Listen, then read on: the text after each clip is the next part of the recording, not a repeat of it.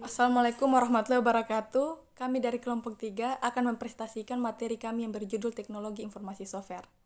Sebelumnya, saya akan memperkenalkan kelompok kami yang pertama, saya Amanda Rasti Adia, dengan stambuk F1A221059. Baiklah, langsung saja pada materi yang pertama yaitu Processing by Program. Processing adalah bahasa pemrograman dan lingkungan pemrograman, development environment, open source untuk memprogram gambar, animasi, dan interaksi. Digunakan oleh pelajar, seniman, desainer, peneliti, dan hobisis.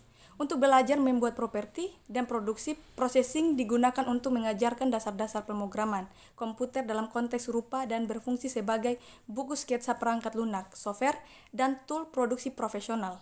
Processing adalah suatu proyek terbuka yang diinisiasi oleh Benfree dan Chase Reyes berkembang dari ide-ide yang dieksplorasi di Aesthetics and Computation Group. Di MIT Media Lab, proyek ini kini terus diperbaiki dan dikelola oleh sejumlah kecil tim volunteer. Processing mengaitkan konsep software pada prinsip-prinsip bentuk rupa dan interaksi. Processing mengintegrasikan suatu bahan pemrograman, lingkungan pemrograman, dan metodologi pengajaran ke dalam sistem terpadu. A. Lingkungan pemrograman. Lingkungan pemrograman processing terdiri dari teks editor, terintegrasi, dan jendela tampilan untuk menampilkan program. Jika tombol run ditekan, program akan mengompilasi dan berjalan di jendela grafis, jendela tampilan. Dari jendela lingkungan utama bisa menjalankan, menghentikan, menyimpan, membuka, dan mengekspos file. B. Sistem koordinat. Processing menggunakan sistem koordinat Kartesian dengan titik asal terletak di sudut kiri atas. Bila program berukuran lebar 320 piksel dan lebar 250 piksel, maka koordinat 0,0 terletak di kiri atas dan koordinat 320,240 terletak di kanan bawah. C. Mode pemrograman. Dalam processing, struktur program dapat dibuat dalam 3 tingkat: kompleksitas, mode statik, mode aktif, dan mode Java. Mode statik. Mode statik digunakan untuk membuat gambar statik. Contoh berikut, menggambar sebuah segi 4 kuning di layar. Mode aktif. Mode aktif menyediakan bagian setup opsional yang akan berjalan ketika program mulai berjalan. Bagian raw akan berjalan selamanya sampai program dihentikan. Mode Java. Mode Java adalah yang paling fleksibel, namun tidak tersedia sampai dengan rilis. Processing 1.0 beta mode ini memungkinkan menulis program Java secara lengkap di dalam lingkungan processing. Materi selanjutnya akan dibacakan oleh pembaca kedua. B. Aplikasi software atau alat untuk pengguna. Software adalah sebuah data yang diprogram dan disimpan secara digital yang tidak terlihat secara fisik, tetapi terdapat dalam komputer. Software atau perangkat lunak dapat berupa program, suatu perintah atau instruksi dengan melalui komputer. Dan di zaman ini, software telah berkembang pesat. Hal itu dapat kita lihat dari jenis-jenis software yang paling laku di pasaran, yaitu software kategori entertainment, education, business, dan work productivity. Fungsi-fungsi software antara lain yaitu 1. Software menyediakan fungsi dasar untuk kebutuhan komputer yang dapat dibagi menjadi sistem operasi atau sistem pendukung. 2. Software berfungsi dalam mengatur berbagai hardware untuk bekerja secara bersama-sama. 3. Sebagai penghubung antara software yang lain dengan hardware. 4. Sebagai penerjemah terhadap software lain dalam setiap instruksi-instruksi ke dalam bahasa mesin sehingga dapat diterima oleh hardware. Berikut ini jenis-jenis software. Yang pertama adalah freeware. Freeware adalah perangkat lunak gratis yang dapat digunakan tanpa dengan batasan waktu. Freeware umumnya disumbangkan kepada komunitas-komunitas, namun memiliki hak sebagai pengembang dan pengontrol dalam pengembangan aplikasi selanjutnya. Freeware akan memberikan source code atau kode sumbernya jika pengembang aplikasi tersebut berhenti mengembangkan produk freeware kepada pengembang lain atau mengumumkan freeware tersebut bebas untuk dikembangkan secara bersama-sama. Yang kedua adalah shareware. Shareware adalah perangkat lunak uji coba yang diberikan secara gratis dengan keterbatasan fitur-fitur tertentu seperti ketersediaan, fungsi, dan kenyaman yang tidak dapat dimanfaatkan secara maksimal. Shareware merupakan perangkat lunak uji coba yang bertujuan untuk memperkenalkan perangkat lunak tersebut dan sebagai strategi marketing pengembangan aplikasi shareware. Shareware disebut juga dengan trialware. Yang ketiga adalah firmware. Firmware adalah aplikasi perangkat lunak yang tersimpan di ROM (read-only memory).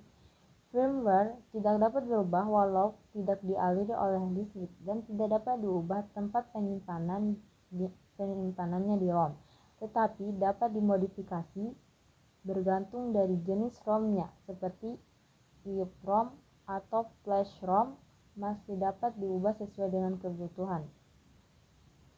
Yang keempat adalah commercial software.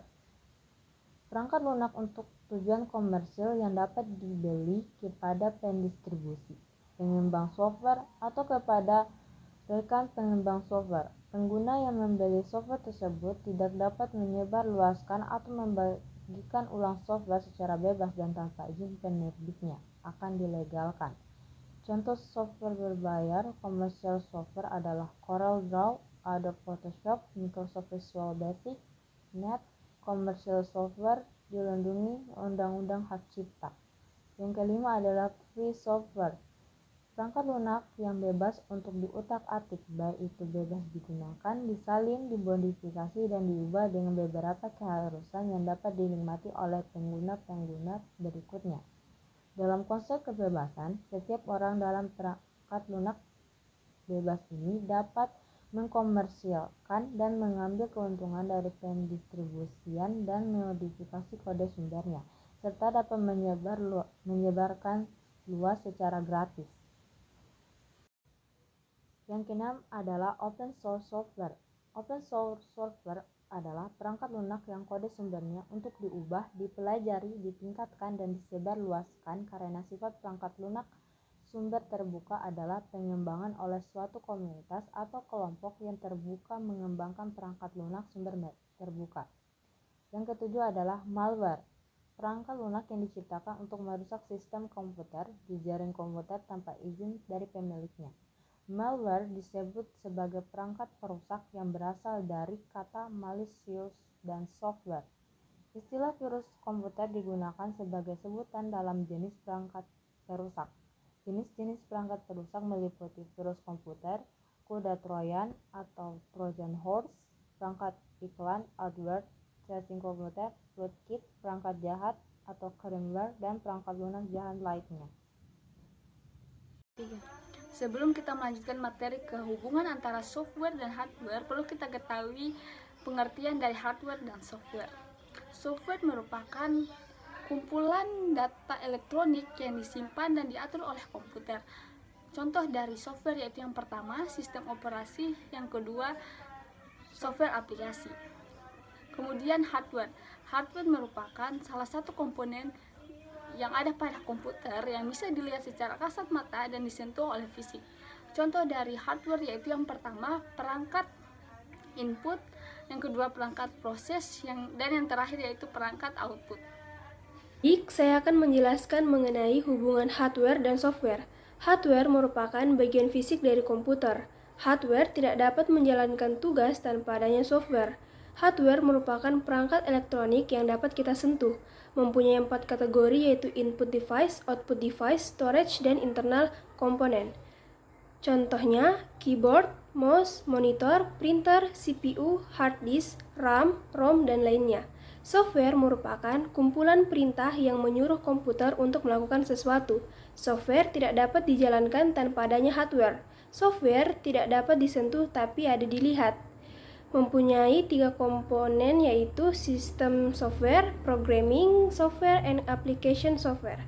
Contohnya Microsoft Word, Excel, PowerPoint, Photoshop, MS SQL, dan lainnya.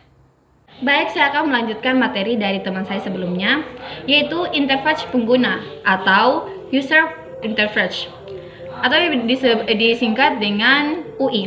UI merupakan tampilan visual dari sebuah produk yang berfungsi untuk menjembatani sistem dengan user atau pengguna. Secara sederhana, UI dapat diartikan sebagai bagaimana tampilan suatu produk dilihat oleh pengguna atau user. Biasanya tampilan UI didesain dari beberapa aspek, yaitu gambar logo, layout, pemilihan warna, tipografi agar mudah dibaca, dan aspek lainnya yang dapat mempercantik tampilan. Adapun fungsi-fungsi dari UI yaitu yang pertama, mempermudah interaksi pengguna dengan produk, dan yang kedua, meningkatkan pertumbuhan bisnis dan penjual, dan yang terakhir yaitu meningkatkan kualitas